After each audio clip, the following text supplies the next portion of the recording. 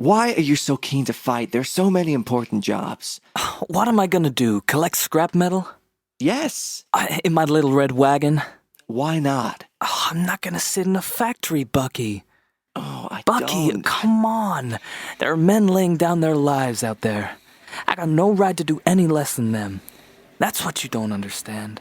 This isn't about me. This is exactly about you. Look at the state of you. What?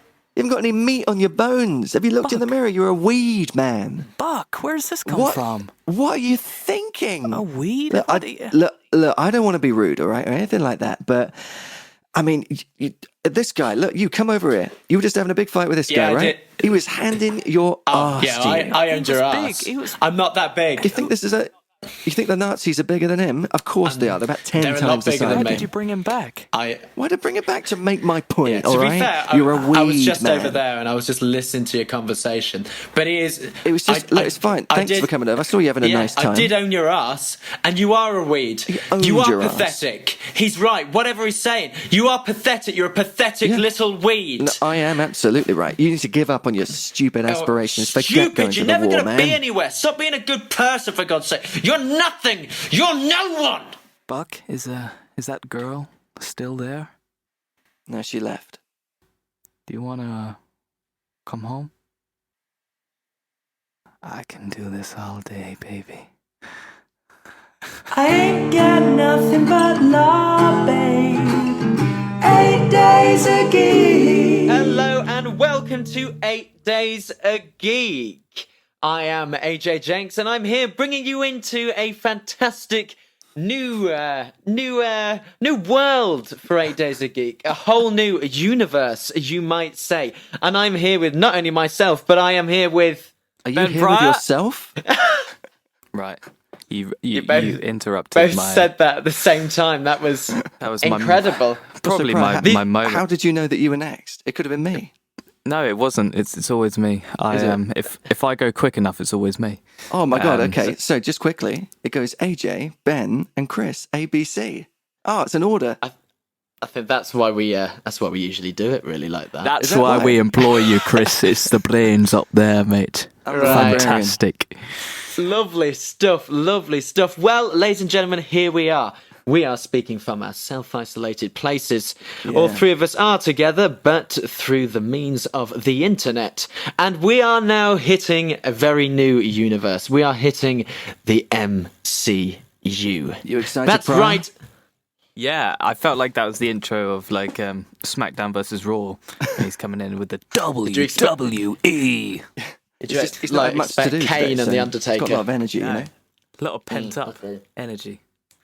Absolutely. Okay, Well- both of you decided to drink then at the same time, so I was left on my own with nothing. It's fine. It's fine. I thought you Well, could fill it. Pryor, this is your means. This is your area. Yeah, I mean, This is your world. well, I think we all. I'm guessing we all love the Marvel films anyway, but No. Oh no. yeah. no. But yeah, Captain America is my absolute favourite. Always has been since I was a wee little boy, and Last year. still isn't it? Yeah, shut up. Still is now. So it's amazing to do this, and yeah, I can't wait. Yeah, so we should say that we're Yeah. starting with Captain America, the First Avenger. Sorry. That's the first Yeah, one that we're covering, right? Yeah. So that's as why we've we're been here. discussing, we're going to do it in sort of a chronological, as in real history, chronological order. But so, boys, even though we are doing it this way, to talk about the MCU as a whole, what was your first one that you saw? How did you get into it? The same question that we always ask: how did it hit you first? Jenks? I suppose. So we're talking MCU. We're not just talking Yeah. Marvel. So I didn't see Captain America first. That wasn't the first one that I saw. I saw a different one first. Right. Well, I was at a car boot sale. Crikey, this is never going to be good, this story. What? You're gonna get a hell of a story right here. I was at a car boot sale, and me and my dad were just selling our wares. And, You were selling. You weren't even buying. You were selling. No, selling, absolutely. And there was this girl that I met there, which I quite fancied, I suppose you could say. And I took her out on a date. And I took her on a date to go and see Iron Man. And I remember sitting in the cinema and just not really giving an apple's toss for the lady I was sitting with. Oh, good. I'm glad that's where that went. Yeah. Sorry, how old was this lady that you were with, by the way? But when was this? This is 2008. Iron Man wasn't came it? out Iron in Man? 2008. Yeah, so what? I was 14. Oh, Jesus Christ. Right. Okay, right. Be careful with how you tell the story. Yeah, I was I just know, about to and- say that. No, and I literally just I didn't care about the girl at all. As soon as Iron Man started, I was just like, bang, I'm in, and that was how I. Hold on. We said What? You have to be What? careful. What? Careful about what? Sorry, no. Oh, it's Okay, so also, bang, I don't you were think in. Carry on. this girl was expecting much from someone that she met at a car boot sale anyway. So I think you were right. Yeah. You've never found love at a car boot sale. I never have. If you did, Actually, there'd I'll be a say bargain. that. I did find a Pokemon Red once for £1, so I take that back. That's true love right there. See, Yeah. see, That's really nice. it's all fun. Yeah, that's how I was into Marvel before, but that was Right. how I got into the Marvel Cinematic Universe. Sure. What about you, Chris? What about me, Chris? So I knew that it was all going on. I left it really late. Like it must have been, I don't know, 6 years ago, 5 years ago, something like that, that I saw Iron Man for the first time. And for whatever reason, I dismissed it. Literally all of Marvel, all of the MCU and all that, I dismissed it out of hand. And it was only a couple of my mates who said, this is something that you're really going to like. You're going to like the humor of it, the storytelling, the acting, like everything about it. You're just going to like it. And so they sat me down and I watched Iron Man and I was like, oh yeah, this is absolutely great. And since then, just worked my way through, essentially. And yeah, you develop your own favorites and stuff. But across the board, it's just top quality stuff, isn't it? Really. Yeah, definitely. And Pryor, the great lover. It was the same with me. It's very boring, I know, but of course. Were you at a car boot sale? I was at a car boot sale, yeah. You never guess what. I asked a girl to go on a date with me. She said, trust me, this doesn't work out. It really doesn't work out. The same girl. Same girl, yeah. No, I saw Iron Man first because it was the first to really open us up to this universe that they were planning. Ultimately, it was the first time they were planning on bringing characters into each other's films, and that was stated from the get-go with Iron Man, which was so awesome. And it was like, it's my great. goodness, this is going to be big, and we all knew it was going to be big. And so Iron Man was incredible. Robert Downey Jr. just sold me to the Marvel universe completely. Yeah. Nice. Well, that's the kind of interesting thing about the MCU is that they did it. They opened the MCU with Iron Man, which, as you know, Iron Man wasn't actually before the film wasn't actually a major, massive character in the MCU. Right. Well, in Marvel, there's a lot of bigger characters that they could have used, but to open with Iron Man and also cast Robert Downey Jr., Yeah. who At had that just point. come out of prison, that was some risks. Yeah. It was very risky. I mean, he was very big in the Avengers, though, which was a standalone, not only cartoon but also comic, and he was, of course, pretty much the brains behind the Avengers, both in the comics and the cartoon series as well. Sure. He was the mechanic, the technical guy. He wasn't as much a leader as he is in the films, and he certainly wasn't as much of a playboy, shall we say, which was a big difference to me. But I loved that because it kind of felt like Robert Downey Jr. did it quite effortlessly, and that was really good. Yeah, he brings a lot of himself. But we're to not the here part. to talk about Iron Man. No, are we're we, not. boys? We're not. No. But interesting that was each of our way into it. Yeah, through that film. definitely. Yeah. Definitely. But we are here now. Yeah. And we open with a scene. Here we are. We're getting into the film now. We open with a scene in a cold and lonely place. And we are in 2011, of course. We are in 2011, yeah, and we just see a couple of these characters which seem to have found this ship. Well, we don't actually know if it's a ship, really. No, it looks like a flying saucer, doesn't it, essentially? Yeah, and they go inside, and they're having a little mooch around, and then one of the guys just does that little scrubbing of the ice, and bam, there's the shield. Yeah. And there's the epic moment. So they are excavators actually sent there looking for specific things in the ice. It's not just that. As we find out later on that they... well, actually, no, I'm not going to do any spoilers. We'll just leave it at that. Because everyone's going to be new to this, but they're excavators looking for certain things. And he then calls his boss, of course, and he says, get something on the phone. He's going to want to see this. Then whatever. And that's when, of course, as Jenks just said, we see the shield, and then we flash back, which is lovely to an awful scene going on in Norway in 1942, which is probably some of the heights of World War II right there, probably when everything's kicking off. We see Walder Frey. We do. That's who we see. We do. In fact, this is there's a few Game of Thrones sort of crossovers in this, aren't there? That's one. We've also the starting so far north above the wall, as it were, and encountering this thing by two characters we don't really see again. It's exactly the same as Game of Thrones. Then you get thrust back. You sort of forget about it, and when it comes back, you go, "Oh my god! Of course, all this happened. I forgot about that." Right? Isn't that weird? I never made that connection, but that's exactly right. Yeah, it's just a storytelling technique, is it? I don't know. Maybe. This also goes over. I mean, there is a few not only Game of Thrones moments in this, but there's a few Doctor Who moments. Yeah, there are. Because later on, the girl that Bucky takes out just before he's about to be shipped away is a Doctor Who companion. Yeah, Jen Louise Coleman. That's right. Yeah. There's a few more Doctor Who references as well in this film, which is really cool. Yeah. Well, take us through, Pryor. Yeah, take us through. We'll get to the Doctor Who references. Usually it's me, but this is you.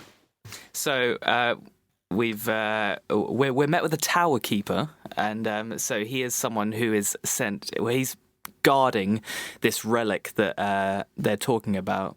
And that's what they're looking to find. The people that are looking to find it, a division of Nazis, but they are under their own division called the Red Skull, which is led by a guy that we see shortly after called Johann Schmidt, who is an awesome character who we later find out is Red Skull.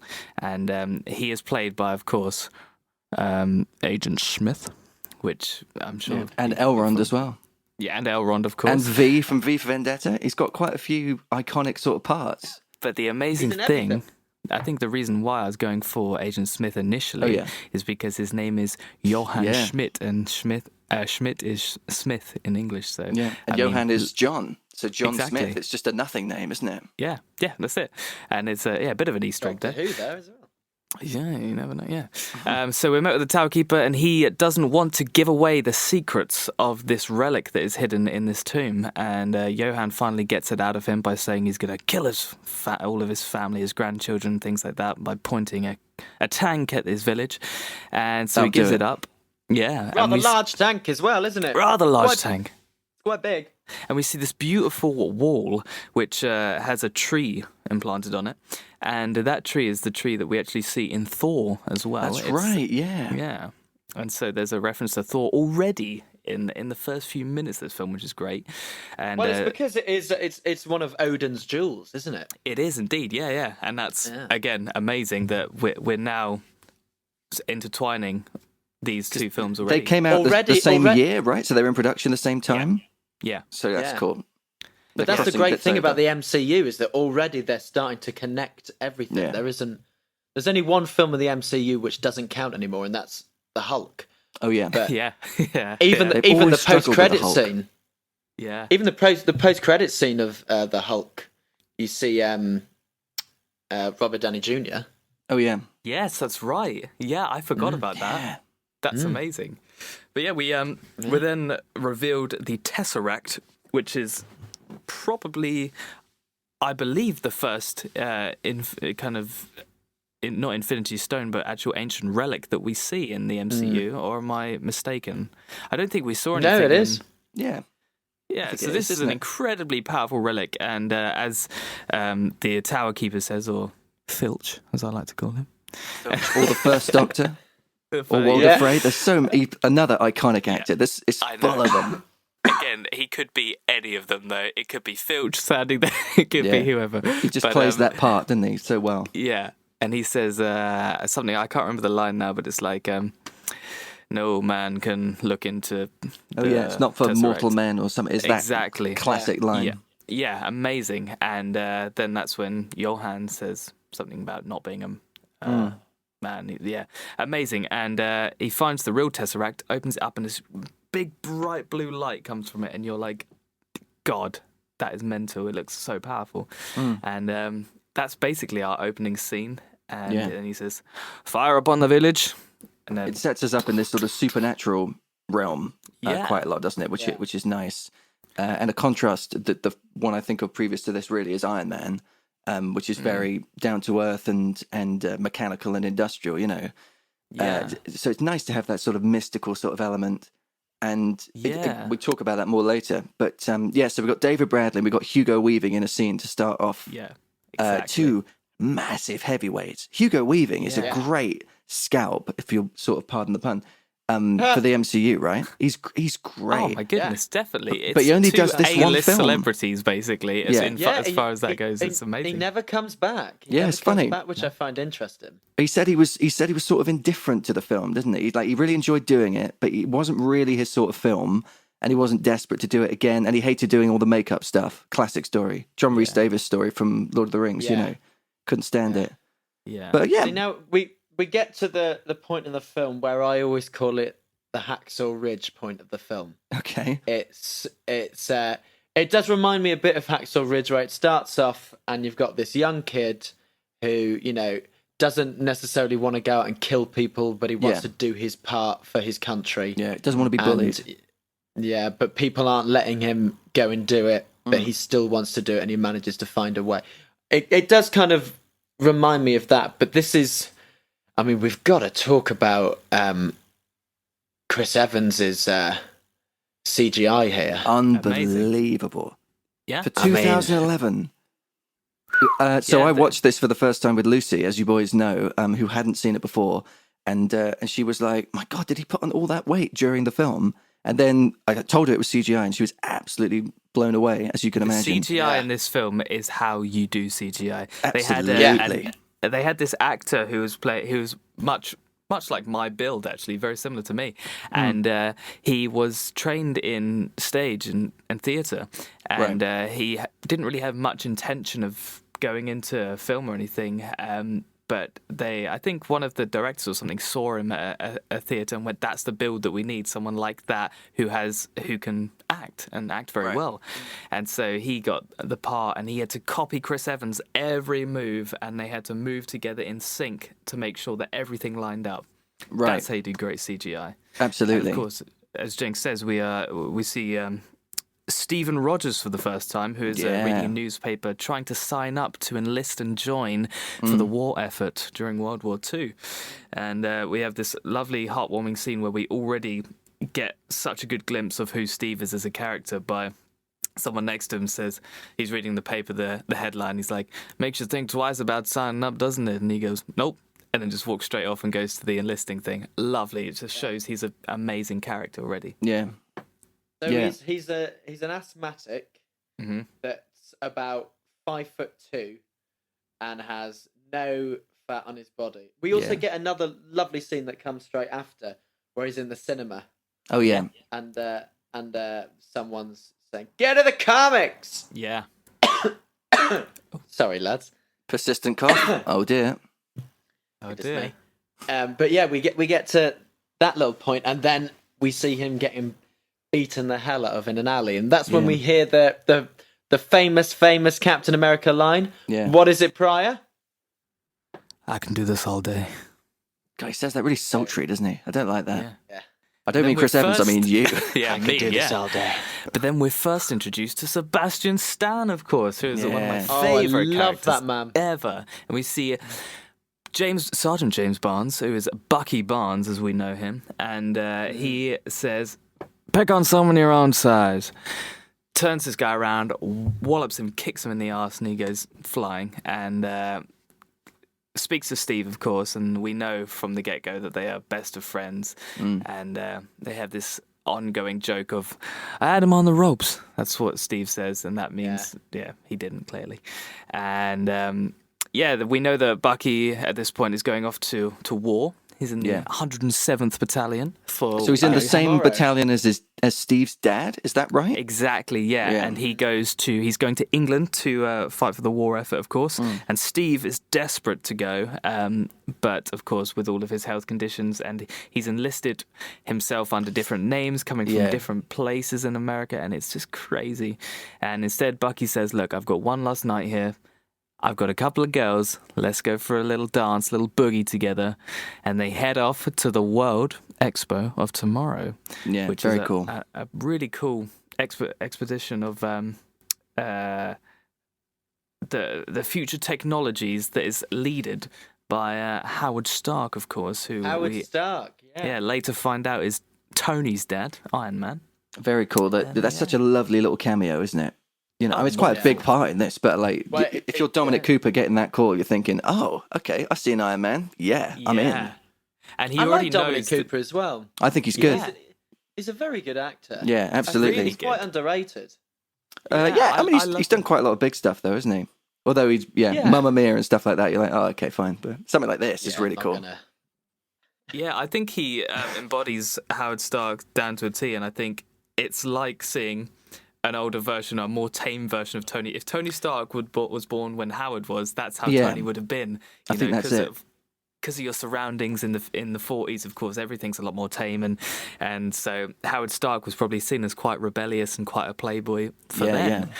And he's up on stage and he's testing and showcasing his new of Tomorrow hover cars, which doesn't go very well, of course. But then that's when we see Steve. He takes a glimpse and he sees enlisting, and he's like, I haven't been to that enlisting station yet. I've been to every single other one, but I haven't been to that one. So he heads off. Bucky's like, "Where you going?" He's gone, and they have a little fight, a little bit of a scrap, because Bucky sees him in there, and he's saying, "Look, come on, man. You've enlisted under all these names, all these different places. Look, why would you want to do it?" And he has a wonderful line, Steve, and he says, I got no right to do any less than them. And that just shows to me that he would sacrifice himself for his country and his friends, his family, everything. It shows you what kind of a person Steve Rogers is, and I love it. I think what it all is underlying is that he is a good man, and I think as you go on through the MCU, you realise more and more how good he is, and I think that's why a certain scene happens in Endgame, in the final act. A certain moment happens with Captain America where you find out he is actually the purist. Yeah. Oh yeah, sure. And it's he's that kind of person. Like, compared to Tony, compared to Thor, compared to all of them, he is just a pure good. He is. Person. He's the. I think that's why I've always been so drawn to him. He is the best guy in the world. He's the nicest, the kindest. He's always right, and that's can be quite annoying as Tony Stark finds out. But anyway, so. Well, yeah, that's the whole basis of Civil War. Exactly. Right there. Yeah. A whole film.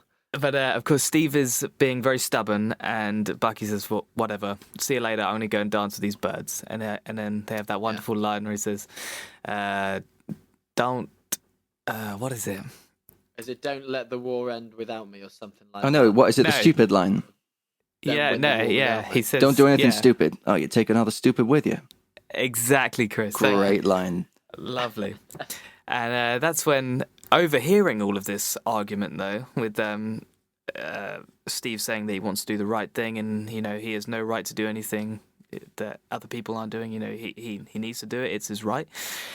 Is Dr. Abraham Erskine, who is going to be very pivotal in Steve's life at this point, and. We see him when Steve enlists, and he's in a little room, and they say, "Wait here, please." And so he thinks they've cottoned onto him, and that they know that he's using all these names and all these different places, and he's going to be arrested or worse, expelled. Sorry, I had to do that. And So, yeah, we have this lovely scene. This German man comes in, Erskine, as we find out his name is, and he says, "Do you want to kill Nazis?" And then and Steve says, "No, I don't want to kill anyone. I don't like bullies, no matter where they're from." And that is a lovely line, I think, as well, because it just, again, shows, as I said, So who he is. Pryor's just reciting the whole film. It's Sorry, just me I and know. Weeks It's listening. unbelievable. isn't it? Sorry. I'm You mesmerised by guys it. talk. I You mean, guys talk. I'm enjoying it. I'm Yeah. enjoying it. It's very different to hear you Yeah. do what me and Weeks do. Yeah. Which This is it. just go on.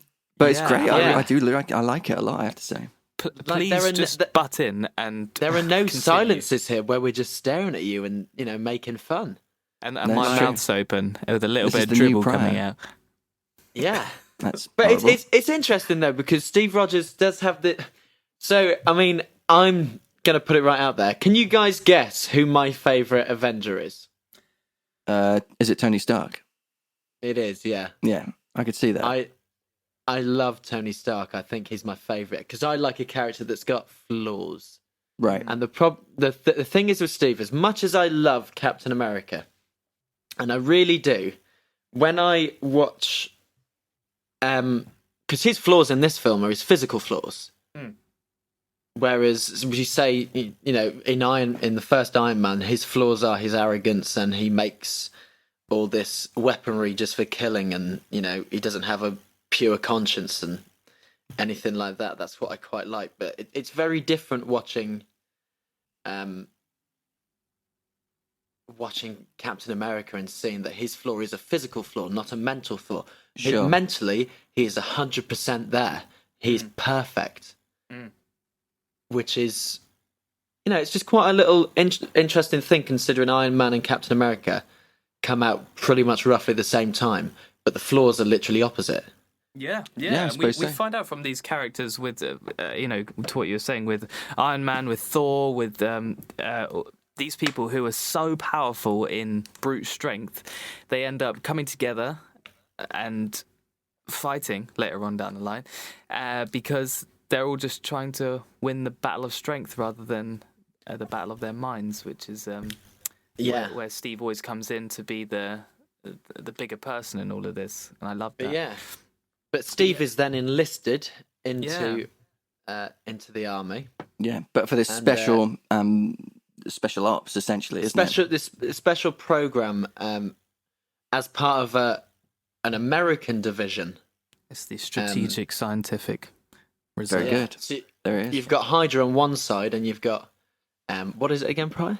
The Strategic Scientific Reserve, the SSR, is what they're called. Thank you. SSR. Thank you ever Back so in the much. USSR. Lovely. SSR. Yeah. Well, flew in from Miami Beach, BUAC. Didn't get to bed last night. Okay, Oh, my guys. God. Do you like my new song? So he's enlisted, and he's a bit of a scrawny lad, isn't he, compared He is. to all the other boys? Hey, Any he boys? is. Hey, what are you trying to say? I'm trying to say he's thin. He looks awful. Yeah. This is where, of course, we're introduced to Tommy Lee Jones, and he's not a man in black. Unbelievable. Hey, know, but this just before casting.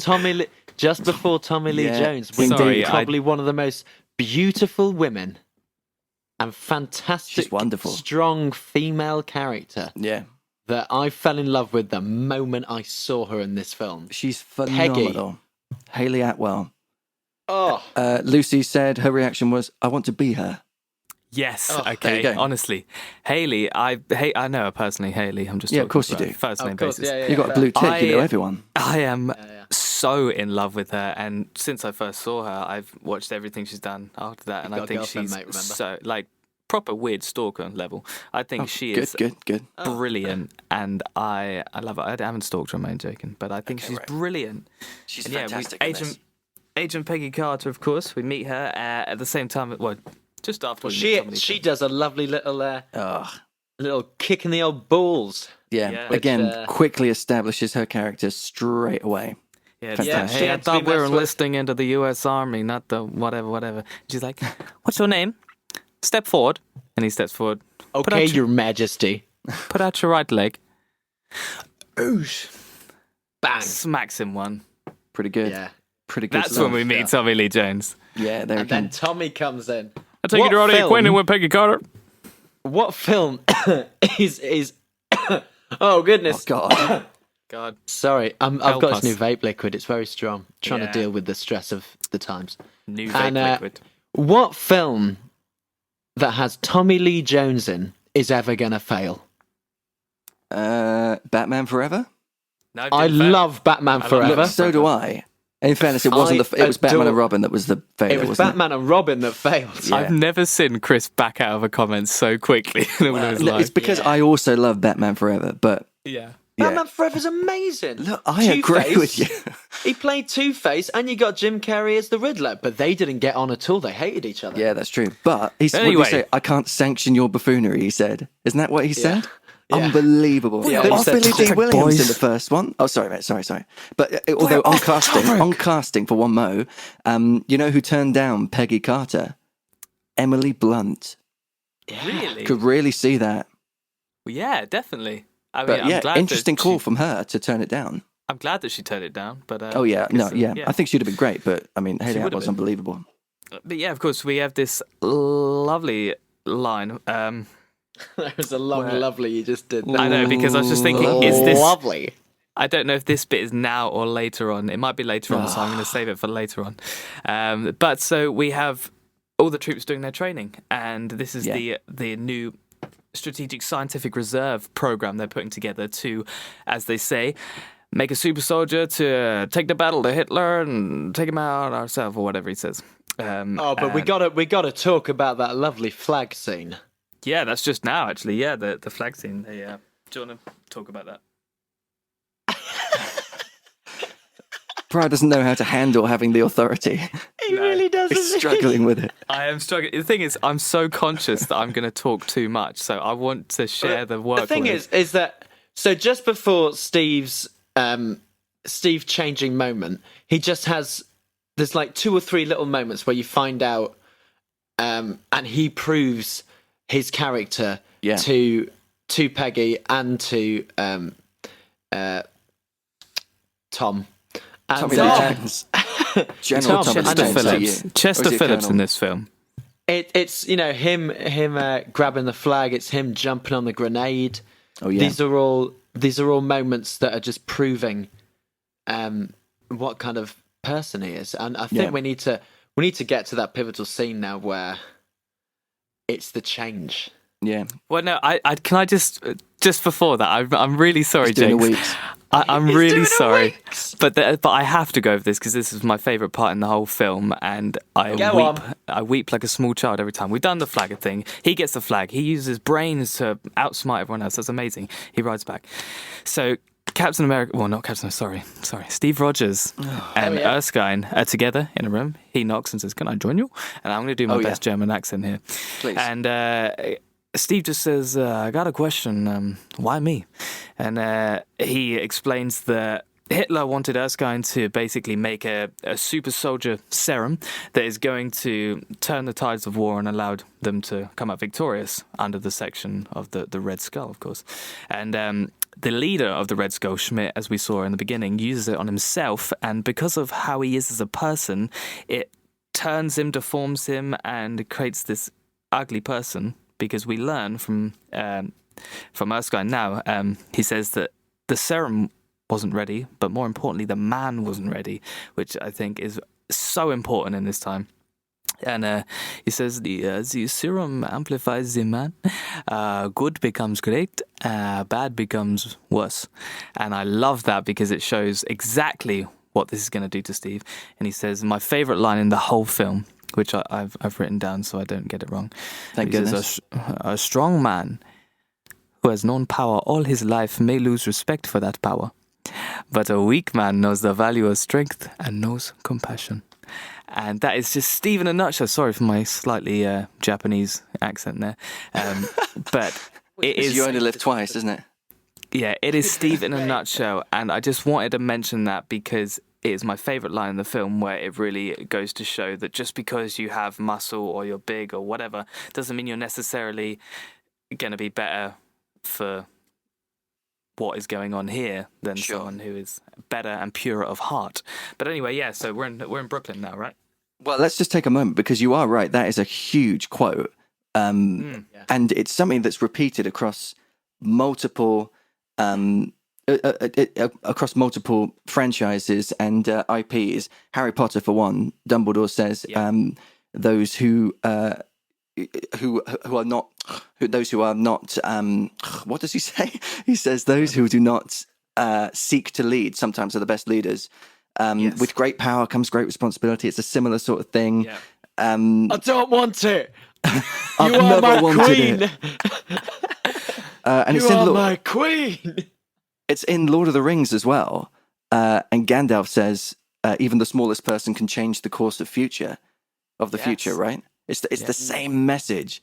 Yeah. It's a universal sort of theme. And it goes to show Steve has been so resilient up to this point because everyone is so cruel to him for no fault of his own. He's belligerent in his adherence to his morals and his beliefs, and people sort of ridicule him for it, but he stands against it, and at long last he's going to get the reward. Yeah, do you know what I mean? That's exactly what this whole film is about, as you've kind of summed it up there, and it's about being pure of heart, being a good person, standing up to bullies, again, is a massive thing. But I forgot about another scene where they're training, and it's another lovely scene that I will be very quick on. Sorry, Jinx, I know that we are anxious to move on. Yeah, which is great. We need a timekeeper. But anyway, so they're doing some training, and Tommy Lee Jones comes in, and he says, I asked for soldiers and you brought me a 90-pound asthmatic onto my field. What do you think you're doing? All this kind of stuff. And I found that really funny. And he said, if I put a needle in his arm, it'll go straight through him. And I thought, again, that shows this guy, he doesn't think he's ready. He's totally not ready. And then he says, it's about being... he says he's kind, and he says kindness doesn't win wars, guts does. And he throws a dummy grenade, and he goes, grenade! And then Steve jumps on the grenade, and he goes, get back! Get back! Which is quite funny, but it's also lovely. Yeah. And then that shows again that he's willing to sacrifice himself, his life, everything for these people that he doesn't know. He doesn't know any of these people. He's willing to do it because they need saving. And that's Captain America. But anyway, we're in Brooklyn now, Jenks, aren't we? Tommy Lee Jones just says that great line as well. He's still thin and walks off. Yeah. It's great. He's still skinny. He's still skinny. It's brilliant. Yeah. Tommy Lee Jones is having a whale of a time in this film. Yeah. Oh God, he loves it. He's just loving every minute. But yeah, here we go. We're back. Yeah, so we're in the big. I mean, this is one of the most famous scenes from the MCU now. This is where we see we've got all of them there, and we're about to see what changed. Now, the first time I watched this, I didn't fully know what was going on. Right. I didn't fully know actually what the change was going to be, or anything like that. Can you imagine if he stayed that way? I know, they just opened up the pod after and it's still like... It's just me. Did it happen? No, it didn't work, I'm afraid. But yeah, we've got all of them there. We pop in the serum. Whoa. Also... You've left out one of the chief characters. Samwise the... No, you've left out Richard Armitage. Bloody Richard Armitage is there. Thorin Oakenshield has rocked up to have a bit of a go. So the people that are there are politicians, and they are people who want to looking to fund this American project that they have, which is to create an army of super soldiers. Sure. Now, when you mix the serum with Vita rays, that's when Howard Stark found out that can release the serum and utilize it. Yeah, this is all very. Slightly Winter Soldier-y kind of stuff, isn't it, really? I mean, This is where it all kind of comes from. And that's probably why Hydra did it much later on, when you meet those extra 6 guys in Civil War and stuff like that. Like, that's kind of all what that's leading up to. But yeah, we see Thorin Oakenshield. There he is. Beardless, though, so no one recognises him. Very clever. Yeah, exactly. He didn't want to be known as the king. But, he was Thorin way before this, so just so we all know that and we're all clear. Oh, ages before. Yeah. I mean, it's a different age of the world, Pryor, for God's sake. Come on. And so I said lived ages. A long, long time. Oh yeah. Yeah. I mean, this was all, and when he did all that, that's back in the Third Age. We're what? Where are we now? We're at This is 7th or 8th, surely. 1942 at the moment. Okay, so say early fourth. Yeah. But Aragorn is still on the throne in Gondor, but that's miles away. It's miles away. It all kind of links in. But yeah, we see this big check. What was your guys' first reaction when they open up the pod? And because we all know what Peggy's first reaction was. Yeah, but what we about do. you guys? He looks unbelievable. Yeah, well, Astonishing. I got 2 fun Yeah. facts with this, actually. I think I've already go spoke on. to you about this, but Chris Evans, just before coming out, when they took that scene loads of times. They filmed it Is loads this of going to times. be the peck one? Are you going to do the peck? Well, I was just going to say that he was lifting weights between takes so that he would come out Sure. and look extra big and veiny. Yeah. And there was also, as I've talked to you about, Peggy, her reaction was actually real. It Yeah. was a real reaction of how she actually felt, and they used it for the take, which was lovely. It's great, isn't it? Lucky she didn't break, Oh, crikey. because that would Because have in been no it, good. in interviews, she says how much she just kept touching his pecs and was just like Yeah. amazed by them. Yeah. And she wasn't the only one. I was astounded. I mean, he's a thing of beauty, isn't he? Let's be honest. He really is. He's much better than the other Chris Evans. I don't know. The radio DJ. Back in the day, Yeah. Billy Yeah, Piper's yeah. husband. Yeah. Back in the day, back in pull a bird thank like God it's Piper. Friday days. Yeah, mate, Yeah. come on. Don't call them birds, mate. Don't call them birds. But we Good find listen, out. Pryor, isn't it? It's that Gatwick talk again. We find out that Thorin Oakenshield is actually a Hydra spy. Unbelievable. And he plants a bomb upstairs, and that's when Erskine notices, and he looks up and he's like, and then he gets a little Zippo, blows up, and Very everyone's slick. sent flying. Everyone's sent flying. It's mental. Yeah. And that's when he grabs the serum out, tries to do a runner, and then he shoots Erskine twice in the heart. Dreadful. Twice, Awful. yeah. Awful. And Peggy Why is there a gets a couple spare? of. Let me ask you that. I don't know. Peggy. They Well, use this all is- of them except one. Yeah, I know. Just put silly. it all in. It's fine. And so Peggy gets a couple of shots off on him before he runs She's off. but, awesome in this sequence. She's so awesome. so awesome. That gunshot that she does where she takes out the driver. Yeah. She does Well, a few of them. Just before that, Yeah. Steve goes to Erskine, and beautiful moment. No words are said, and it just makes me so emotional all the time. But he just touches his heart like that. Erskine touches Steve's heart, as if to say, from the scene previous, remember. It's he says I miss this out actually, but he says remember it counts what's on the inside or something like that. I can't remember what he actually says. This is his Well, Mustafa he in the. points, doesn't he? Yeah, and he just points to his heart. Yeah, It's Mustafa in the clouds. Remember who you are. awful. And there's a scene now where he's just touched his There heart. is so a he's scene, like, Pryor. You're right. There is a scene. Films are made up of scenes, one after the other. They have directors and Yeah. actors, props men, effects men. Some people write scores for them. X-Men. Ladies and gentlemen, he's really understanding film now. He's really getting into it. Right, After both of you shut up. 12 Both of you episodes, shut finally, up. Shut we're there up. now. This it So, took 12 episodes shut to get Pryor up. to speak like We're this. teaching him about acting just as Shut the acting world up. is collapsing around us. You know what? It's quite poetic actually. It's like as the tree falls, a little seed comes out from underneath and starts to grow. Jesus Yeah. Christ. What's the little seed? That's me, and you two are the trees that are falling to the ground. Yeah. Wow. Oh. Yeah. Sorry, boys. So anyway, we go to this next scene where we see the woman who was out front when they first go in there, and they actually have a little code word to get in where she says, "Lovely yeah. weather we're having." And he says, "Yes, but I always keep an umbrella just in case." And that means, "Hey, let me in. I'm all good." Anyway, so she's there. She's got a Tommy gun, gets shot by the Hydra dude, and then I she's thought it like, was a Thompson, wasn't it? "Oh yeah, sure, yeah, like a Thompson, yeah." And then she's like, "I just was randomly saying any name," and then I thought you said Tommy Gun. Huh? I thought you said Tommy Gun. I did He say did Tommy say gun. Tommy Gun. Oh, right. Jenks is just being a monster. Oh, anyway, so He's got she the caught him fuzz in out, his though. eyes. goes out. Caught him out though. Then, The Harry gun, yeah. oh god, then Agent Carter goes out and she tries to shoot the agent as he's coming back. Gets a few pops off, misses, and then Captain America booshes her out the way, and she's like, not going to move, is she? No, not at all. She's going to stay there. And she screams, I had him. And he's like, sorry. And then this is when we realise how fast and strong he is. And this is when Steve realises how fast and strong he is. I love it. Yeah, because he starts sprinting and he's like, I can go faster and faster. And then he falls into the shop window. Yeah. And then we see him apologises again. Yeah, car hopping. Yeah, again, showing how lovely he is. Yeah. And jumps over like a 6-foot fence and catches up to him, of course. He's barefoot as well. He's barefoot running through the streets. That always strikes me. I'm always like, oh my God, it must be so painful to film. Yeah.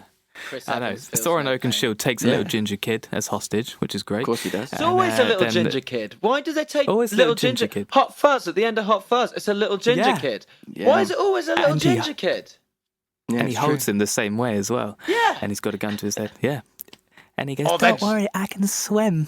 And he's like, great. Stay back. So then he goes, the ginger nut gets it. Well, the ginger nut, he was actually from 1940s America, but I went for more kind of Northern English vibes. Yeah, lovely. Oh, don't worry, I'm fine, don't worry. Oh, don't worry, I can swim.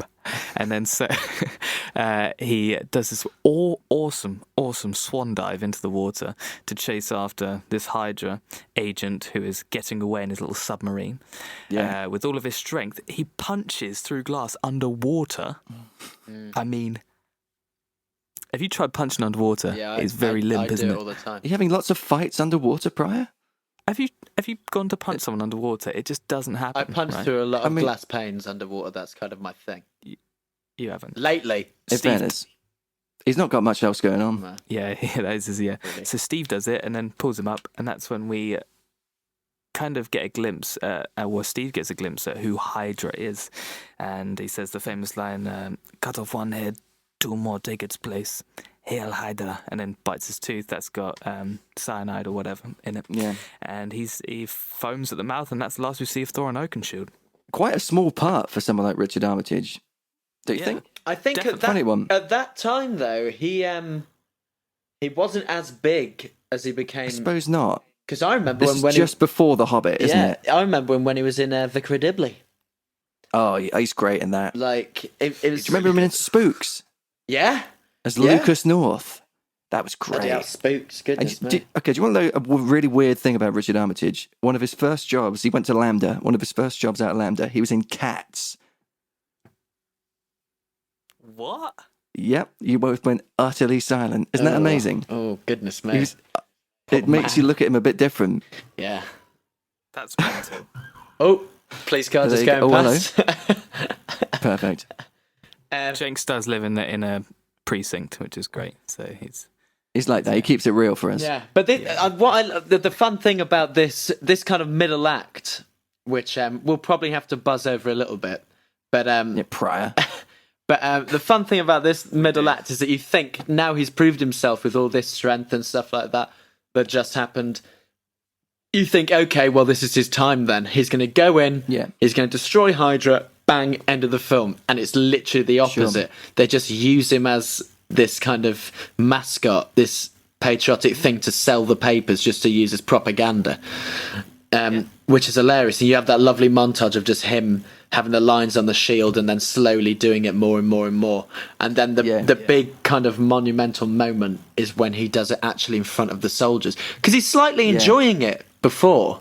He is. He's starting to believe his own hype, isn't he? Yeah. A little bit. And then as soon as he does it in front of the actual soldiers, he realises, wait, what I'm doing still isn't worthy of, me being like this now. I have these powers. Surely I should be able to actually use them. And that's when, and as soon as he has that realisation, bang, Peggy comes back in. Yeah. Which I think is very interesting. She's very much like a springboard for him to jump off to kind of prove himself. Absolutely, yeah. Which is, and he says a really lovely line to her, which I'm sure that I have uttered once in the backstage wings of Buddy, but I'm going to regret saying this. But Steve says, "I finally got everything I wanted, and I'm wearing tights." That's so appropriate. Yeah, I know. I just thought, that's appropriate. But so Peggy has this little chat, and she says, could be. You were made to do more than this, And then that's when he has that realization. And she says, "This is all that's left from the 107th." And he says, "107th? Bucky's in there." Yeah. So he goes up and says, "Is Bucky alive or dead?" And he says, "I remember seeing that name. Sorry about that." And Steve says, "Okay, what about the survivors? Are we going to get them out of here?" And he's like, "No, of course not. It's a suicide mission. No, I'm not going to send any troops over there. They'll all die." Yeah, they're 30 miles inside the lines, aren't they? 30 yes, miles. That's right. Mental. Yeah. And so Peggy, with the help of Howard, they pilot a plane and drop Steve into the middle of this prison that they're using for Hydra and the Red Skull. And Steve goes in pretty much single-handedly and takes them out. And we meet a group from the comics, which were one of my favourite groups. Yeah. And they are the coolest. They're Steve's backup group, and they are awesome. Do we It's know the what Howling they're called? Commandos, isn't it? Exactly, yeah. So And they're good. So cool. Now, funnily enough, the English guy in there is actually a Marvel character on his own who is called Union Jack, who I used to love. Brilliant. Yeah, I used to love him because he was an English superhero. And so, yeah, that's cool. It's quite interesting. Lovely. It's got what's name from Band of Brothers as well in Buck. Yeah. Dum Dum. Which hilariously in Band of Brothers, his character's nickname is Buck. Yeah. Yes, that's right. Yeah. That's right. And Sebastian Stan based a lot of his performance on the Band of Brothers sort of, it's such an iconic sort of show. Just that feel of being in that sort of close-knit community and that having that soldier energy. He took a lot of that from Band of Brothers, which you can really see. It's another masterpiece. Maybe we should do Band of Brothers at some point. My God, that's a good show. Yeah. Oh, we talked about this on our live. I said that I was watching it recently, and Jenk said Really? I literally watched it last night. And so, yeah, I watched it we a will. couple of days ago. It's astonishing stuff. But Yeah, he's a lovely actor. I really like him. Yeah, this is when we see the firepower really of how Hydra is, that they are so technologically advanced. Very good. Compared to, thank you very much. He tried it. He pushed it too far. It's a shame. Technologically One too many. advanced compared to the American So style. then he said advanced, which is just bizarre. Right. Right. Anyway, moving on. Yeah. Actually, just before we do, can I just ask this? Have Hydra separated from the Nazis at this point? No. No. So that's not a bit, yet. So it's No, just, just a after- little bit. So Red Skull escapes at the end of this, Yeah. and then that's when he makes the decision, because he then gets visited by 3 officers, Yeah. and that's when he makes the Okay, decision, right. This is Hydra's bigger. Yeah. So, Bigger yeah. than all of it. Yeah. So Aiming bigger. So this Sure. is kind of Red Skull's little fuse, if you say, that they all managed to actually take down the entire place, and Red Skull gets away on his rocket, which goes like that. Bizarre. For some reason. How does that work? I have no Some weird helicopter with bizarre one. Physics of that never makes sense. Apparently, that is actually a real World War II plane design, though, that they were trying to Yeah, make a work. lot of things are. Yeah. Yeah. Unbelievable. And he says, "There is only one seat," and he's like, he's got to run down, which is brilliant. And he Don't goes to the scratch. Oh, yeah. We didn't even talk about that gorgeous car, which is actually was made in real life. Really cool. And it was made from a truck chassis that they then redesigned into this beautiful Rolls-Royce looking with the Hydra logo on it. It's stunning, isn't it? Yeah. We talk about Toby Jones as well. We've got Toby Jones in this film. Toby Again, he Jones. wasn't a big actor at this point, I've but met Toby Yeah. Jones. have you? Have you? I have. I've met Toby Jones. He That's trained at amazing. Lecoq in Paris. Did you know that? Did indeed, but he also did a Which year is at a Mount famous View. clown school. Did he really? Did a year at Mount View, yeah. Is that how you met him? So he came in and did a talk Oh my God. at one of the points, and that's where I met him. Funny enough, as well, I also met Brian Conley, It's just Conley. a Mount View talk, who obviously was in Iron Man. That no, Was he an Iron Man? yeah, Brian Conley. Was he? Yeah, Oh my God. he was like Brian Conley, as in who was in Barnum. yeah, but wait, Brian. It's Hang Brian on. Okay, Conley, I need right? to look this up. Brian Conley, yeah. As in, he's a bit like Bradley Walsh. Do you mean Billy Conley? No, not Billy. Brian Conley. Iron. Am I? Okay, Iron Man. well, I'm looking it up. This is ridiculous, boys. We're not. No, we right. need to. Anyway. Oh no, But we need to know. not Brian Conley. I can't wait to find out who it is. Who is it? Because Brian Conley really makes sense to go to Mountview because he did a big tour of Barnum. He's a musical theatre actor and a comedian. Not Brian Conley. Who is he? Who is it? Who is he? Okay, we're just gonna forget. Just forget. I've No, got it complete. Tell me. I need to know. I've got it completely. Who is it? Who is it? I need to know. Jeff Bridges.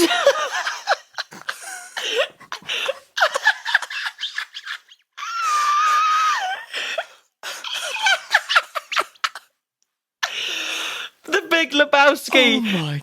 in Barnum. Oh my God! Right. Anyway. So wait, did Jeff Bridges come to Mountview? No, we didn't. No.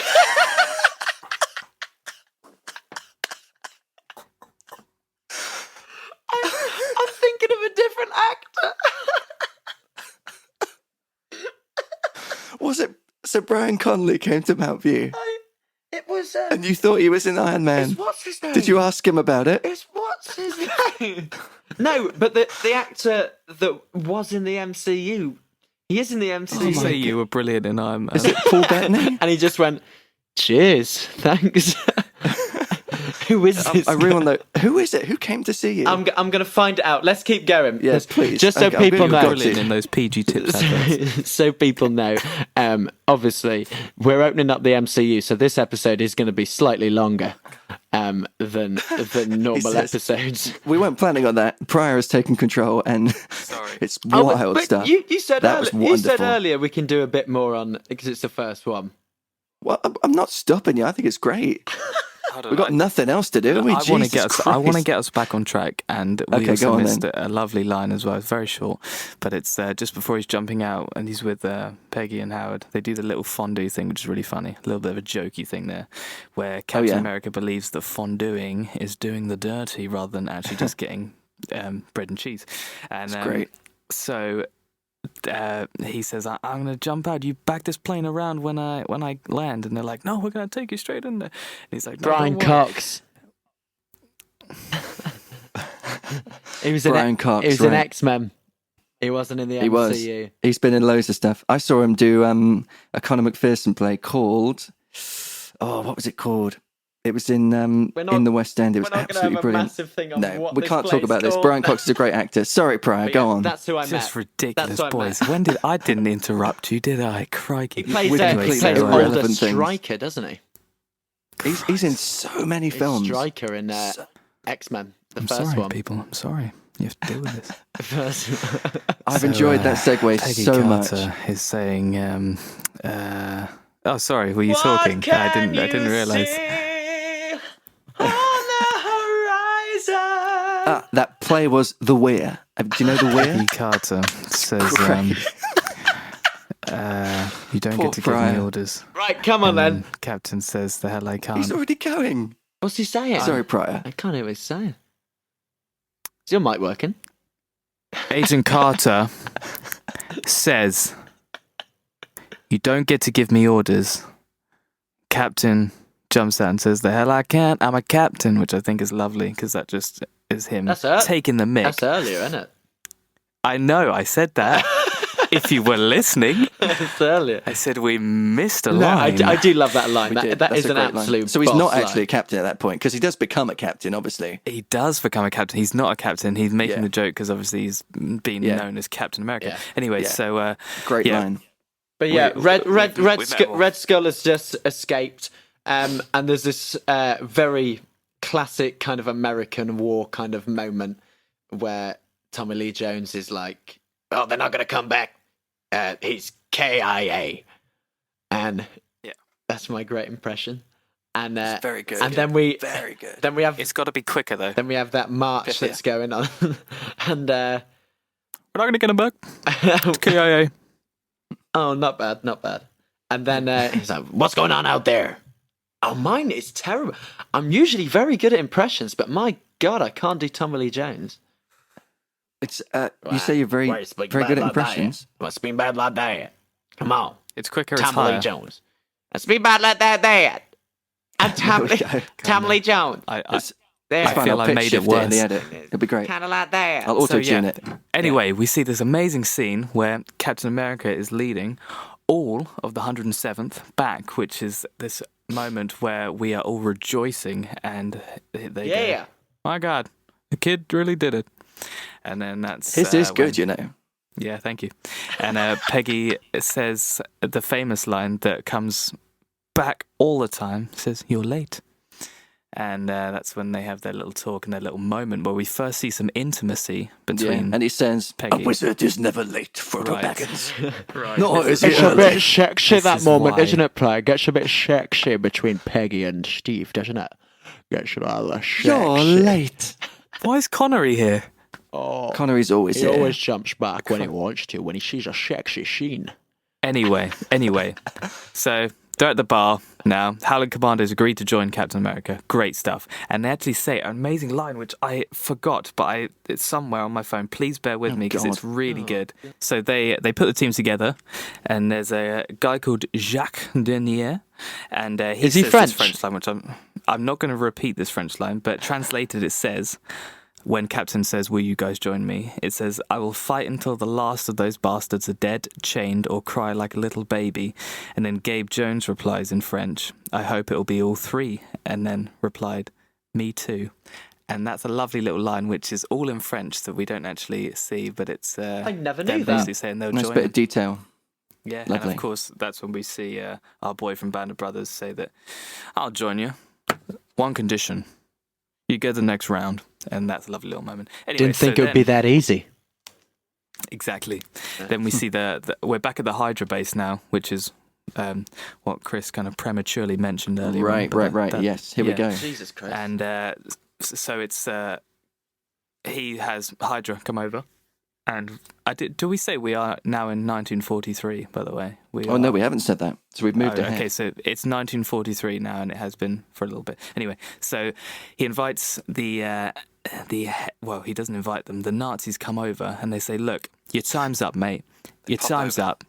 You're spending too much cash, Ola. You're not giving us nothing. No pith, nothing." So then he gets really annoyed and he says, "Let me show you what I've been working on," and then brings them in and then uses the cannon against them, kills them all, and that's when he says, "Hitler's reign could only go so far. Hail Hydra!" And then they all have to hail Hydra. Amazing. And, So has he already said the line? Because this is the line I was thinking of when I talked about this bit. He says the line when he realizes the power of the Tesseract. yeah, that's before. And the sorry. Führer seeks for trinkets in the desert, Exactly. which is great. That's like an Indiana Jones reference, right? Whenever I It watch is. it, It is exactly I always that. remind myself of Indiana Jones. Yeah, it's Raiders of the Lost Ark. Yeah. Surely that's what he's talking about. It is rated as Loft Ark. It's been confirmed. And The Loft there's Ark. Loft Ark, sorry. The Lost Ark. It's been confirmed, and there's a few other references as well that I can't remember off the top of my head. But if I do remember, I'll let you know. Oh, But, great, yeah. So Thank we you, get Brian. this Thank you, Ben. Thank you. That's all right. Yeah. So we Thank are you, Ben. at the. We go back to the lab, the US lab now, where we see Stark, who is using this little contraption to try and interact with a piece of the Tesseract. Oh, yeah. And he's like, "Oh, doesn't seem so harmful," or whatever he says. And then it blows up and sends him flying, which is amazing. And that's when Cap comes in and has a little cheeky snog with one of the birds because she's hitting on Which him. bird is it, though? It is, I know her, It's Natalie No, Dormer. you're right.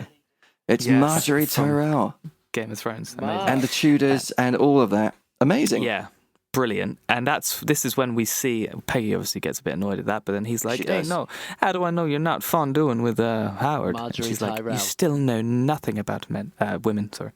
And You know nothing about men. and then we see Cap get the first look at his new suit and his new shield. Oh, yes. At first, Howard doesn't want to give him that shield. He says, "No, that's a prototype." He's like, I like it. He's like, "It's made from vibranium." Now, originally in the comics, it was actually made from both adamantium and vibranium. Now, vibranium was the substance that was a shock absorber, and adamantium made it invincible. But because they didn't have the rights with Fox and X-Men, they could only have vibranium. Because it's And so- Wolverine's claws, right? Adamantium? Adamantium, that's right, yeah. So So there's a cool. big element missing from this, because vibranium isn't actually indestructible, but now it is, according to canon. Okay, with, interesting. that. But it never By was in the necessity. comics. Yeah, by necessity, of course. And that's when we get his new shield and suit. And he says, wondering if you could keep the colors kind of, they've grown on me, or whatever he says. And that's when we have them painted. Like Jinx, have you noticed that Pryor likes to start a quote really strongly, and then he realizes he doesn't know, and he just sort of tails off? Yeah, well, I do that a lot. My favourite quote from that bit, though, when he picks up the shield and he starts saying, "Oh, I like it." It's the bit where he picks it up and proper looks at it and says, "I don't want it. I don't want it." I've never wanted it. You're my queen. And then You are Peggy my shoots at him, queen. just like I want to shoot AJ right now. And he They goes, both love that, though, don't they? He goes, "Is it bulletproof?" And she goes, "Bah, bah, bah, bah, bah, bah." Yeah, And then that's lovely. she's a bit Mental. Imagine if it wasn't. I know. And then we have, after all this, we have a little montage where Cap and the team, the Howling Commandos, go into field, and they're taking out all of Hydra's bases. And that's awesome because we get to see Captain America fully fledged. He's used to his powers now. He's used to how strong he is. And in case we didn't mention as well what the super serum is, I don't think we ever did, but its job is to heighten a man to the fullest of his potential. So Sure. it doesn't take you superhuman, it takes him to the strongest a man can be, the fastest, everything. That's just that. Anyway, so we see him, he is diving, jumping, taking out tanks. He is using his shield, throwing his shield for the first time that we see, which is lovely. His actual shield, anyway. And then we have that, which is great.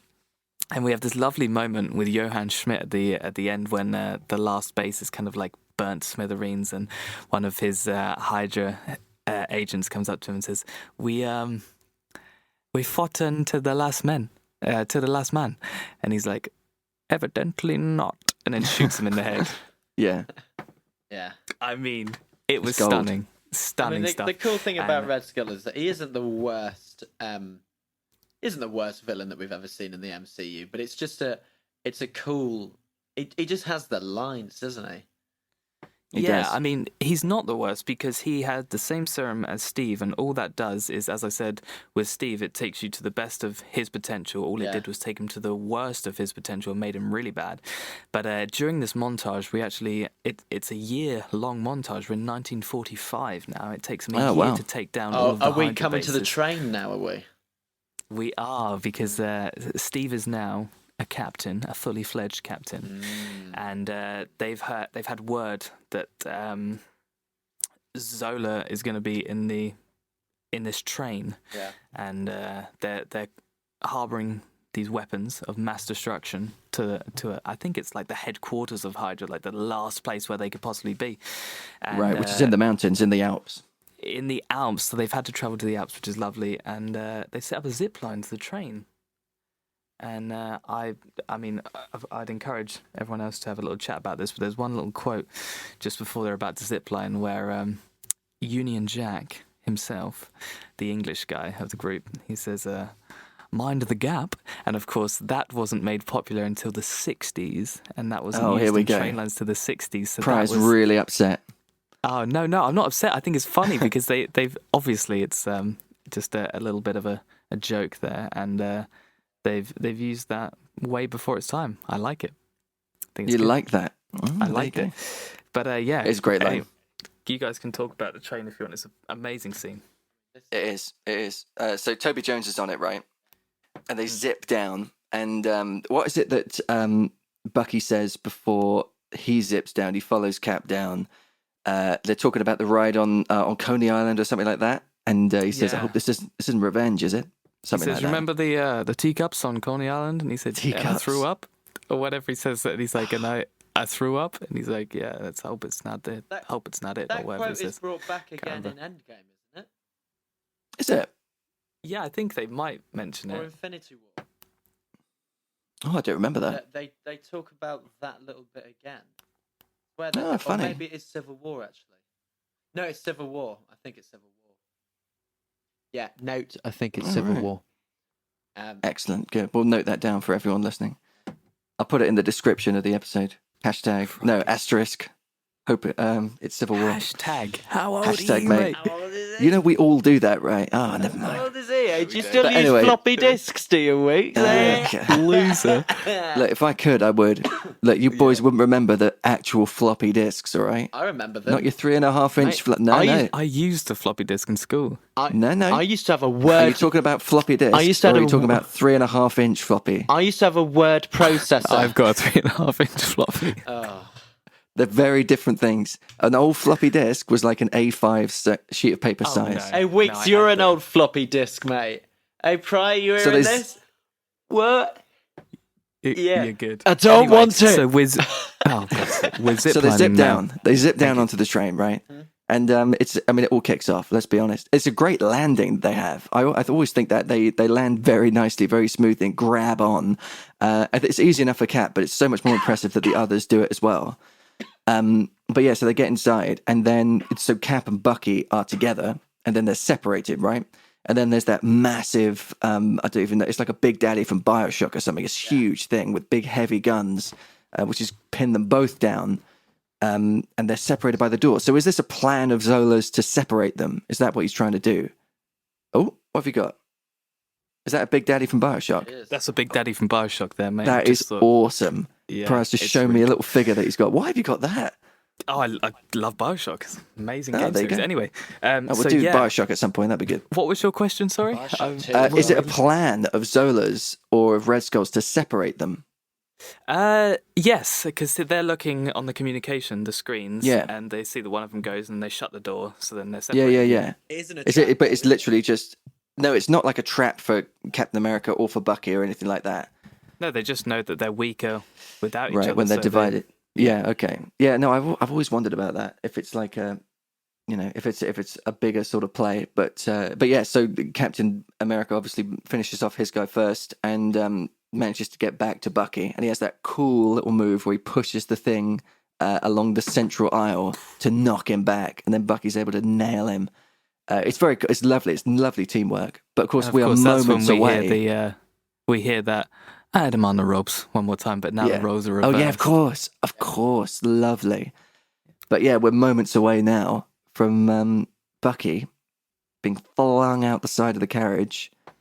It's nightmarish stuff. Lucy was beside herself at this point. Yeah, she's I know, and if you a big fan of Bucky, isn't What's that? she? Lucy's a big fan of Bucky. Oh yeah, I mean we all are. yeah, I'm a massive fan of Bucky, but if you notice when he picks up Steve's shield, you can see how heavy it is for him, and he's Yeah. all limp and rubbish with it. And Yeah, that's yeah, why sure. he gets flown out, and it's Yeah. brilliant. He's hanging on for dear life. Yeah, and I mean he can't withstand the impact in the same way that Steve does, right? Like even No if he. way. The shield is really heavy for him, but also the force of the bolt is far too much for a normal man to be able to handle. Exactly. Right. And so he gets blasted and he's hanging onto like the rail just about. And then Steve manages to get rid of that guy and he comes out and he tries to save him, give me a hand, the classic sort of thing. And then Bucky actually falls. Unbelievable. The last thing that you sort of expect to happen, because you always think, oh, he's just going to save him somehow. But his best friend at this point in our heads is dead. Yeah. And I mean, I don't want to give any spoilers away because Lucy listens to this podcast, so I won't say exactly what happens, but it's not the end of the story.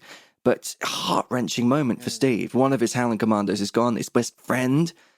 I mean, it's heartbreaking stuff. Yeah. It always brings me to tears, and it's because we feel so much for these characters, and that's, again, what shows how amazing this film is. And shortly after that, they take Zola, and they take him as a prisoner of war. Sure. And so he's now then going to be interrogated, which is a lovely scene with Tommy Lee Jones. He really gets to flourish in this bit, which I love. He does. And He gets his comes in, dinner as well. Lovely. and he's like, "What's inside it?" Well, it's a steak. It's cow and all this kind of stuff. And he's really like, of course, I'm not poisoning you. It's brilliant. They have that little interrogation. Sorry, it's not a job. It's not a job. And he basically gives away the last location for the Hydra base, which is fantastic in their eyes. And This brings us then to we see Steve alone in the bar drinking, and it's the same bar that they were in before, right? But it's been bombed. It's been bombed, and it breaks my heart. Not only do we see just how epically it's been trashed, but Steve's there with a drink, and he says one of the side effects of the serum is that I can get drunk. And his body regenerates so fast that he can't get drunk. He can't even drink his sorrows away. He has to just live with this. And as he thinks, it's his fault that Bucky died. And Peggy's the one who says a lovely quote, and she says, "Did you respect your best friend? Did you think he was a great soldier? Then he must have done it for a reason, and he clearly thought you were damn worth it." Something like that. I don't remember completely. But that again shows an amazing thing, and saying that he clearly thought that the sacrifice for Steve was great enough. Lovely. And again, it's Steve bouncing back off Peggy.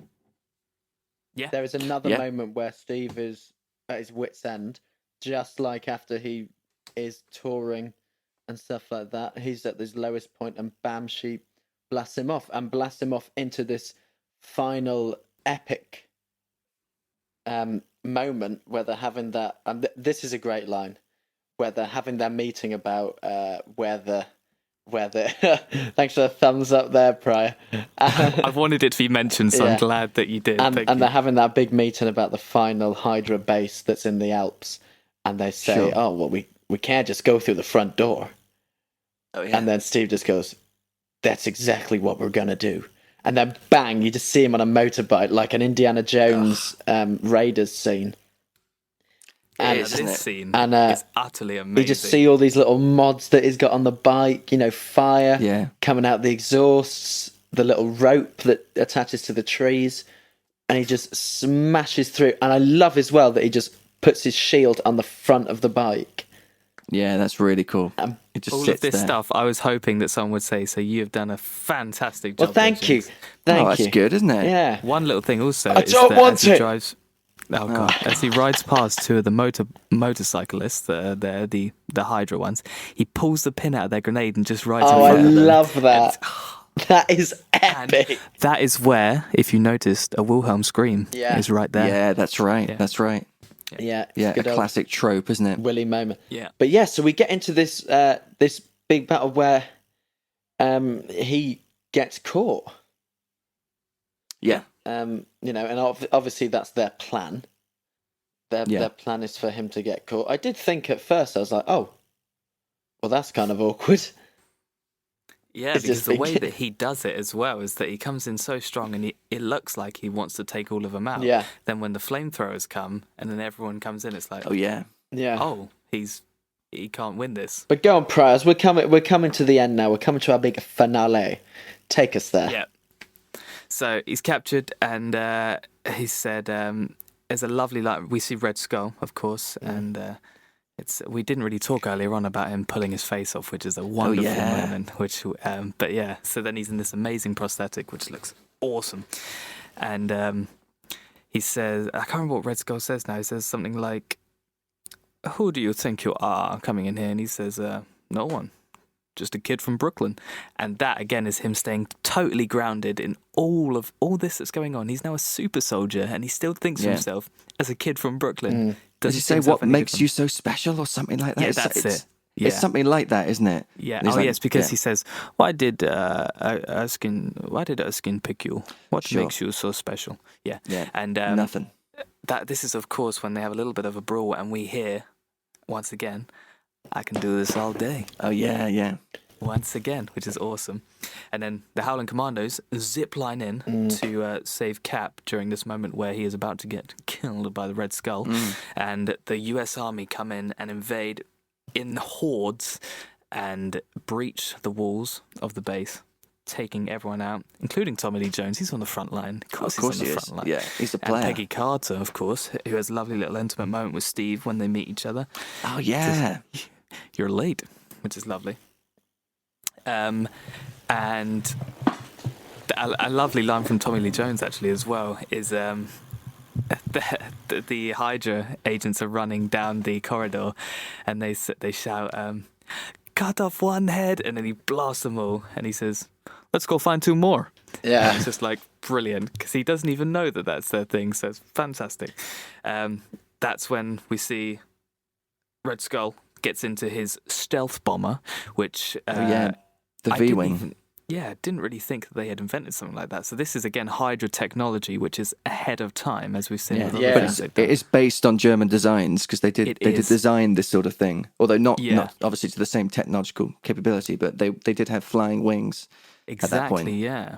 And so he needs to set his plan in action. He needs to go. He needs to go right now. So he sets off the jets, and in this big stealth bomber, and Steve tries to run after it, which is mental. And so he's sprinting after it, and then Peggy comes in, and Tommy Lee Jones, of course, and says, Beep, beep. "Get in, kid." Yeah. And then here's another amazing little Easter egg here, but they blast off, and you see a little button that he's got there. Oh yeah, And the little button has a K on it. Now, do you know who else? This is great, isn't it? So this is a throwback to Men in Black, where Agent K is with Agent J, and he says, "Never press that button there." And then when they get to it, he goes, "Press the red button," and they press it and it blasts them off. So it's actually a little Easter egg. Was that there, done on which is purpose, great. was it? It was done on purpose. That's 'cause it has a K fantastic. on it, and the German lettering translates to "Danger, do not press." Yeah. And Brilliant. so it's all tied in there. So good. Yeah. So they're blasting off after this stealth bomber, and we see Peggy and Steve have their first kiss. This is a very sexy moment. It's a lovely I kiss. And then absolutely love it. Tommy Lee Jones goes, "I'm not kissing you." I love So that. good. Yeah. Such a good line. And then he The, jumps on, Cap- doesn't he? Yeah. Cap jumps on. Guys, please do, if you know it, go for it, because I'm just rambling here. Well, and I yeah. feel So like it's just all me. the cat jumps on, and he's in the little wheel bit, and it looks around and sees all these bombs that have New York, Chicago, Washington and stuff like that. And he has a little brawl with the four guys, and jumps out on one of them, but one of them manages to get in, and they just open up the bay doors, and he is then fighting a Hydra guy on top of this bomb that's being flown Ridiculous. and stuff, and manages to get in after one of the guys ejects and just smashes back into the ship. Yeah. Which, I mean, It's pretty Doesn't mental blow stuff. up. it only lasts I for like suppose it's 30 because it's a seconds. nuke. Is that why? I think so, yeah. So it's not like a normal bomb. It's not an explosive. It needs to be armed before it's Yeah. actually dangerous. So I assume, as I was watching it, that's how I justified it in my head. Because you can't crash a bomb into something. Yeah. It's mad. So Yeah, the other guy that jumps on the bomb as well, he gets chopped to smithereens Yeah. in the blade. Which is That's awesome. a Raiders of the Lost Ark reference as well. Yeah. Yes, Of that's course. right, And there's yeah. also a flying wing in Raiders of the Lost Ark. Yeah. Yeah, There you go. Oh, it's all there. It's all all there. Raiders. It's cinema history in this film. It's so good. But so brilliant. he gets inside, he takes out a few of these Hydra guys, but then takes on Red Skull, who what I quite like is that he isn't an amazing fighter, Red Skull, to be fair, compared to Captain No. America. It's pretty simple. But the main story arc that comes to an end here is that when he gets the Tesseract and picks it up, that the actual stone says no and banishes him. That's what I love. Is that it's Of course, we don't know that. We believe Yeah. he's No, we dead at don't. this point. yeah. So but like when you watch certain moments that happen in Infinity War and stuff, and you realise that an Infinity Stone actually has the power to cast out someone that wants it. I think that's amazing. And then Someone who, yeah. you see him get thrown into the universe. Yeah. Zapped out of there. Yeah. Yeah, I mean, just before that, the Steve throws a shield at the control panel, which of course means that the ship is on a downward spiral Sure. and is going to crash. So this is why he grabs the Tesseract as a kind of last-ditch attempt Yeah. to take him out. Well, it's And, on when he autopilot, does- isn't it? The ship's now on It is on autopilot. autopilot. Yeah. Yeah, and so the Tesseract again consumes him, and we see the Tesseract fall through the grate. It looks awesome Yeah. in like it burns stages. its way through. Yeah, So cool. it's just its own little way of saying, "I'm out of here." You're not no one's gonna control me. And now we've got And, that. And the power of it as well. Yeah. Yeah, and then Steve goes into the cockpit and he calls back to control and says, I don't even remember what he says. He's calling, saying, "Hey, anyone there?" Whatever he's saying. Yeah. And then they have that lovely moment where Peggy runs to the radio and says, Steve," and she says, I'll find you a landing spot. I'll get Howard in and he'll be able to fix this. And he says, look, there's no time. This is heading for New York and it's going to blow everyone up unless I make a decision now. So I got to make a decision. And then he goes back to what Peggy said before, where he actually says, this is my choice. And that's what Peggy said about when Bucky made his choice to sacrifice himself. Yeah. This is now Steve's choice to sacrifice himself. And puts his compass on the dashboard, which has got Peggy on it. And they have this beautiful chat. And he says, I have to have a rain check on that dance. And he's just still talking to her until the point, inevitably, that he crashes into the ice. Yeah. And it's just heart-wrenching when you see Peggy just saying Steve over and over again and just she plays that so well. It's lovely. So well, It is so a heartbreaking scene. It's so beautifully acted, and it I reminds find it me of difficult to watch. Yeah, it is. It really is. It really reminds me of The Dark Knight Rises. Sure, Remember that? right, okay, Batman flying out to sea with the bomb. It's the Yes. same story, right? Them sacrificing themselves.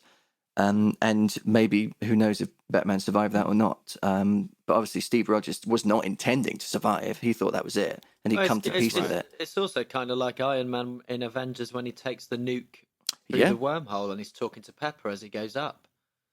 Yeah, Exactly. Yeah. It's Yeah, very similar to absolutely. that. So the war is won, ultimately. We're in 1945, Yep. and the war is 45 VE Day. Yeah, won. The Howling Commandos, we see him toasting the captain to the captain, which is lovely.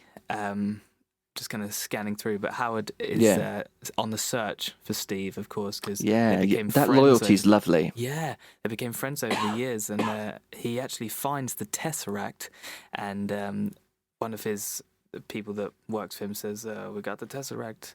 There's no signs of any wreckage," and he just says, "Keep looking.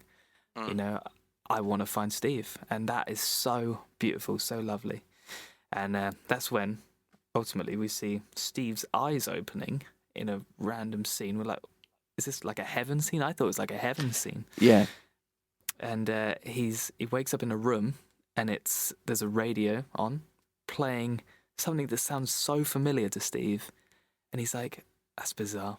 And a military woman comes in and says, "Hello, Captain Rogers. How are you feeling?" All this kind of stuff. And then he says, "Where am I?" And she says, "You're in a recovery unit in New York." And he says, "No, really, where am I? I know this game, this baseball game, because I was there. This was in 1941, this baseball game." And so she's like, crap, panic mode. Presses the little panic button. Steve then throws all of them out of the room, and he realizes it's just a fake room, this just cardboard box that they've put him in, and dashes outside into this just extraordinary world of screens, which is modern day 2011 New York City. Imagine what that's like for someone who's He goes only to known Times Square, the doesn't he? 40s. He does, Yeah. yeah. And he's there surrounded by these adverts, these screens, these cars that are so modern. And he's like, what on earth is going And on? who And turns we up? see, Who turns up? Mace Windu. we see Nick Fury. I was going to let someone else do it, but we see Nick Fury. And that's, again, our first introduction to Nick Fury in this film. We have seen him in other films, of course. We saw him very briefly in the end scene of Hulk as well, do we? I don't think. Is he in Hulk? I don't think he's in the end of Hulk. I think it's Robert Downey Jr. and someone that plays the Colonel or a Major You're or right, someone yeah. like that. You're right. I believe we've seen him somewhere else. I might be wrong, but We saw him at the end of Iron Man, didn't we? Yes, that's right. Yeah, sure. You don't think what you're the I'm only thinking. superhero, do you? Yeah. Yeah, I'm getting real mixed up. But anyway, there he meets Nick Fury and he says, "Are you all right? Are you gonna be okay?" And he says, "Yeah," and he's like, okay with it. But he then looks up and he says, "I had a date," and that's the last line of the film. The last line of the film. Great I line. love that. Lovely, lovely line. Absolutely. Yeah. Just, I mean, Goodness this me. is. I mean, I want to sum all of this up and Go on. say that not only is this my favourite film from the MCU, but my favourite film of all time. I am. Is so that in love right? with this. It is. And It's big stuff. yeah, it is, and that's why I have to say why I've been so vocal on this is because it means so much to me. It was Yeah. I've watched it countless times, and it is kind of, when you watch a film and you decide that you want to almost shape part of yourself around this film. I like this film so much, I want to take things from it and add them to my personality, even if it never happens, But I certainly get that with Captain America, and it made me want to be this. To be Captain America ultimately. I relate to it a lot with it being a little skinny boy, and not being able to do things that others can when it comes to fighting or being the biggest guy in the room, and but having a good heart always comes out on top, and that's what this film is for me. I love it. I think the best films do that. They give you those sort of life lessons, and especially like characters that especially as you're growing up. I mean, I came to these films quite late. But you still take things from them, and I got it from different characters, but in the same sort of way. So, like, I see a lot of Obi-Wan in Captain America. Yeah, they both have that sort of centered, meditative quality. They make the right decisions. They have a strong moral compass. They aren't tempted by things in the same way that other characters are. Exactly, which is a lovely character trait. But no, Pryor, honestly, it's great. Your passion shines through about it. It's weird that you mention Obi-Wan, because Obi-Wan and Captain America did a very, very similar thing. In fact, the exact same thing. Obi-Wan kept Luke Skywalker's dad's death a mystery. Captain America kept Tony Stark's parents' death a mystery. Wow. How about that? You're absolutely right. It's a. Now remember to tread carefully on these kind of things. As we say, Lucy hasn't seen some of the later films, but no, she's not. Totally right. Well, That's amazing, but it's always been a mystery of Tony's parents of what exactly happened. Exactly. And stuff. Yeah. And it's lovely. Luke and Tony have very different responses when they find out the information. It must be said. Yeah, they do. Imagine that Civil War reaction in Return of the Jedi when Luke just loses it. Cuts his head off. Yeah! It can't be. It's impossible. I'd love to see Robert Downey Jr. My do son's that. asleep next door. Oh yeah, but I can imagine it. Yeah, I gotta say, Pryor, wow, you really smashed it through on that film then. Yeah, Thanks, absolutely. boys. It is. But so one thing that we've not talked about. We've talked about an awful lot of things. We've not talked about Chris Evans. Oh, really? Not really. We haven't. Should we just take a moment to appreciate him as an actor? We talked about his body, but they waited for Chris Evans to make this film because they've asked him to do it quite a few times, or they did ask him to do it quite a few times. He'd been in the Fantastic Four, that massive flop of I know they did a sequel, but it was a bit of a flop. Storm. Jenks, you were in that, weren't you? I was. Yeah, I was. Oh, you and Griffith over there? He was in there.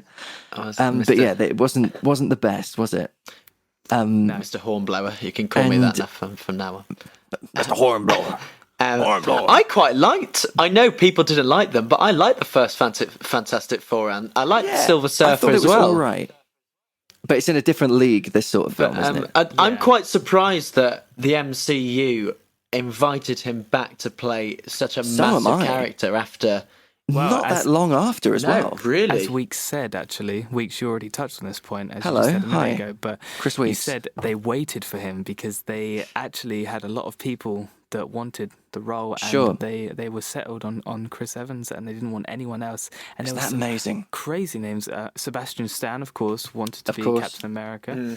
There's been rumours that they wanted to go a different way with it initially before Chris Evans. They wanted to have Will Smith as as Captain America, and that again would have been a totally different film, as you can imagine. So completely different. Yeah, all these kind of things, but they had their heart set on him, and I can't thank the MCU enough for casting him. He is an icon in every way. It's wonderful casting, isn't it? Yeah, his acting is sublime, not only in this, but in everything that he's done. In my opinion, I know it's not. I will say that the MCU has absolute champagne casting for every lead that they have. It is incredible. Oh my god! The main 6 Avengers are just cast. Yeah. So Guardians as well. It's all cast so well. Yeah. And just to see what I love as well is that you see how well Chris Evans gets on with Robert Downey Jr. and it must be such a ball for them all to come together and film. Oh yeah, Yeah. Like it looks like such Absolutely. a great family, and and Chris Evans seems to be Chris Evans and Robert Downey Jr. seem to always be the leaders all the way through the films, but also in real life, they have that kind of aura. And in that same way that their characters are so different, in that Tony has got this wild sort of charisma, and Captain America's got a quieter but still great authority. They seem to have that in real life as well. Obviously, everyone knows about Robert Downey Jr.'s character. It's huge, and it's very well publicized, really. Yeah. But Chris Evans as well has got that quiet, solid authority where you just you trust him in what he says, and you believe that he's capable. And you know that he's going to be so kind if you meet him. You know, Yeah, that kind of oh, guy is sure. just like, oozes Robert that. Downey Jr. It could be a dick to you, and you'd be like, yeah, I sort of expected that. It's fine, it's it's Iron great. Man. Yeah, Exactly. Isn't that amazing? That it's sort of it's art reflecting life and life reflecting art in a weird sort of way. They so inform their characters, I mean that. but that's them waiting for Chris Evans. Thank God. That's how they've cast it so well, and he does lead Yeah. this film. The Yeah. weight that's on his shoulders in his the first ever Captain America film. Yeah, And, the only second film in the MCU. I mean, it's a lot of pressure. A lot of pressure for someone, absolutely. especially that's just come out of 2 flops from Marvel, sure. to stand up and... Well, he didn't want to do it, did he? Yeah. He didn't want to do the film. And I think it was a conversation with Robert Downey Jr.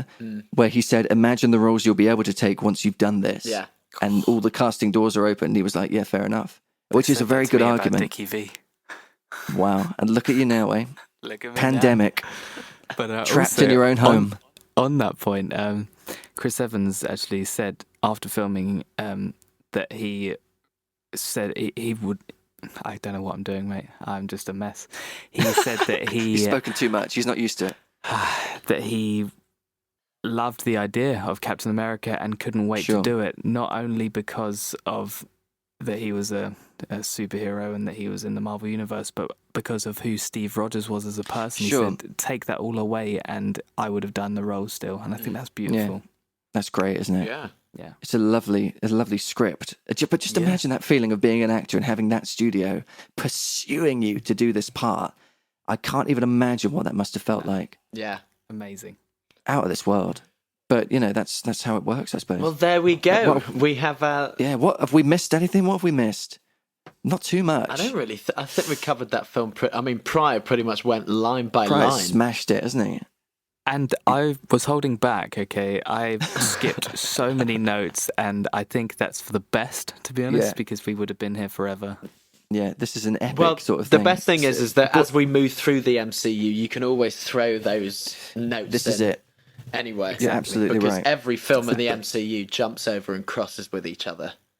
Yeah. So let me ask you, boys, what is next in the chronological MCU order? What's the next one we're doing? Because we've got Game of Thrones Series 2. It's got to be our next one, right? Yeah. That's our order at the moment. I get lost. We're doing so many. But and then, so what's after this? Is it Iron Man? Well, we have a choice now because hello. Yeah. we can. If we're going can skip one if we're going timeline, that means that we have to do a certain film. And Oh, God, which one? Pryor, you know which film I'm talking about. Oh, is it Hulk? Are we going to touch Hulk? Or No, not? I think we should probably ditch Hulk. I was going to think if we're going timeline, then it's technically Captain Marvel. oh, Of course it is. Yeah, because wow. It's not the 90s. It's a bit confusing because it starts Sure. then, doesn't it? But then it goes to the current date after that. So I mean, Yeah. it's a bit of an amalgamation of a film. There's 2 halves to it. But I think really, I think Captain Marvel has to come a lot later because Yeah. Captain Marvel is a result of what happens at the end of Infinity War. Exactly, and I mean, it's not really relevant us seeing younger Nick Fury at this point. Exactly, either, yeah, because 'cause we haven't we're not talked connected. about him enough. No, So I think, boys, it has to be the big one. Is it Iron my Man? favourite Iron Man? We have to do Iron Man. Is Hulk not before Iron Man? Yeah, it is. But Hulk is but before Iron Man. let's not delve into Hulk. Should we Okay, take? sure. Let's take the useful bits of Hulk and put them into other pods. Yeah, How about that? okay, Yeah. Does that sound fair? Let's do that. Yeah. To be fair, there is hardly anything that's used from the Hulk that crosses over into Yeah, there's only certain little things that I'm going to talk about when we reach Avengers. With Hulk. Right. So we'll tie Hulk in with the Avengers, and that's only going to be nitpicky things. Yeah. I mean, all you need to really talk is about Gamma Ray for 5 seconds, and then you're like, Exactly. bang, there's the Hulk film. We'll talk about the gamma rays, but also there's the super serum, of course, which in some cases is referenced, some cases it's not, but it's a similar serum to Captain America, but mixed with gamma rays, which then... Anyway. Yeah. But there we go. So we have entered the MCU, the Marvel Cinematic Universe. This is a bit of a longer one, but hey, we're all alone in isolation right now, so you may as well put it on and listen to the whole thing. But so thank you very much, guys, for listening. As you can tell, we are still carrying on with our podcasts. We will not let this... Damn right we are. We will not let this disease beat us, and hopefully you are thinking in exactly the same manner wherever you are right now. But so I'm AJ Jenks, and with me is...